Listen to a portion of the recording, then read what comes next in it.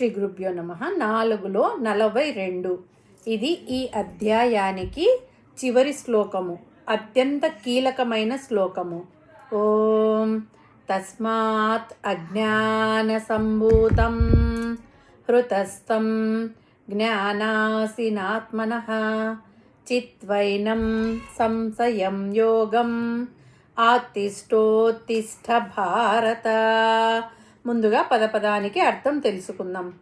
తస్మాత్ అందువలన, అజ్ఞాన సంభూతం అజ్ఞానం వలన పుట్టినట్టి, హృతస్థం హృదయంలో ఉన్నట్టి, జ్ఞాన ఆసిన జ్ఞానం అనే కత్తితో, ఆత్మనం తన యొక్క, చిత్వ చేతించి, ఏనం ఈ సంశయం అనుమానాన్ని, యోగం కర్మయోగాన్ని, అత్తిష్ట ఆశ్రయించు, ఉత్తిష్ట యుద్ధానికి సిద్ధం కమ్ము.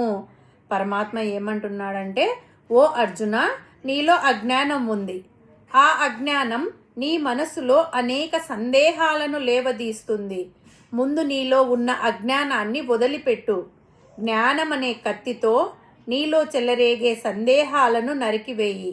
అలా నిరుత్సాహంగా కూలబడవద్దు. లే, ఆయుధం పట్టు. నీవు క్షత్రియుడివి. క్షత్రియ ధర్మమైన యుద్ధం చేయి.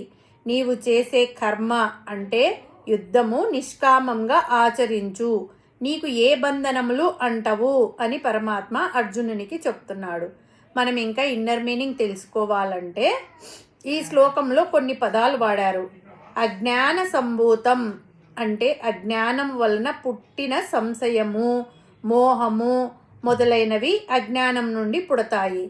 మనలో ఉన్న సకల దుర్గుణములు, అనుమానాలు, దుష్ట సంకల్పాలకు మూలము మనలో ఉన్న అజ్ఞానమే. అజ్ఞానం అంటే ప్రతి దానిని వాస్తవికత స్వరూపంతో కాకుండా, అంటే ఉన్నది ఉన్నట్టు కాకుండా మనం అనుకున్నట్టు మనకు అనుకూలంగా అర్థం చేసుకోవడం, అన్నీ మనకు అనుకూలం అవుతాయని భ్రమపడడం, అన్నీ మనకే కావాలని అనుకోవడం, అన్నింటికీ నేనే మూలం, నా వల్లనే జరుగుతున్నాయని భావించడం.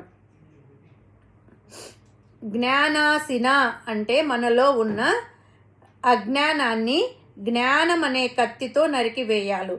అంటే తత్వజ్ఞానము కత్తి వంటిది. అది అజ్ఞానాన్ని కోసేస్తుంది. చీకటి పోవాలంటే వెలుతురు రావాలి.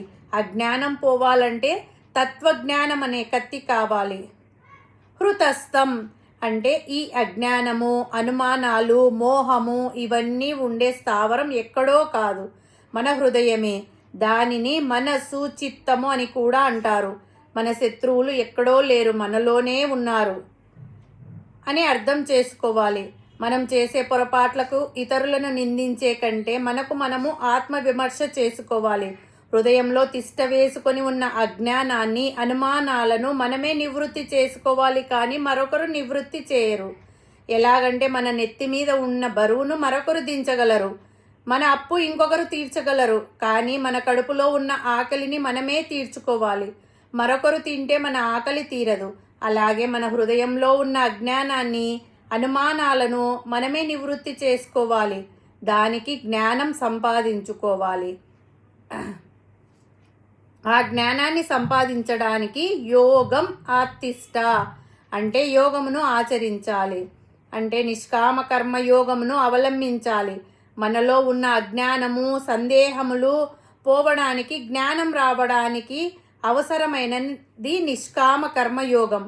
నిష్కామంగా, కర్తృత్వ భావన లేకుండా ఏకాగ్రంతో కర్మలు చేయడము. వీటిని ఆచరిస్తే ఎటువంటి కర్మబంధనములు అంటవు. లోకహితం కొరకు కర్మను ఆచరించు అని పరమాత్మ ఉపదేశించాడు. ఉత్తిష్ట అంటే లెమ్ము అని శ్రీకృష్ణ పరమాత్మ ధైర్య బోధకమగు వాక్యమును పలికినారు. ఇక్కడ మహాత్ములగు వారు నిద్రించే జనులను ఇట్టి వాక్యములచే మేలుకొలుపుతారు. కూర్చొని మూలుగుచున్న వారికి ధైర్య ప్రధానము చేసి కార్యరంగమున దుముకున్నట్లు చేస్తారు. ఇక్కడ రథమున చెతికిలబడి ఉన్న అర్జునుడికి పరమాత్మ ధైర్యమును నూరిపోసి ఉత్తిష్ట అనేసి అంటున్నారు. అందుకే ఓ అర్జున, యుద్ధం చేస్తే నా చేతుల్లో వీళ్ళంతా మరణిస్తారు, వర్ణ సంకరం జరుగుతుంది, ఆ పాపం నేను భరించలేను, అందుకని నేను యుద్ధం చేయను, సన్యాసం తీసుకుంటాను, భిక్షాటన చేస్తాను, ఈ రక్తపు కూడు తినలేను అనే మాటలు కట్టిపెట్టి ఉత్తిష్ట అంటే లే, ఆయుధం పట్టు, నిష్కామంగా కర్తృత్వ భావన లేకుండా యుద్ధం చేయి అని చెప్పి చెప్తున్నారు. కావున పరమాత్మ ఈ మాటలను సంస్కరించి మిగిలిన అందరూ కూడా అర్జునుని వలె తమ తమ హృదయములందు జన్మ జన్మాంతరముల నుండి గాఢముగా నాటుకొని ఉన్న అజ్ఞానమును తత్వజ్ఞానం అనే ఖడ్గముచే నరికివేసి కర్తవ్యమును ఆచరించవలసి ఉన్నది.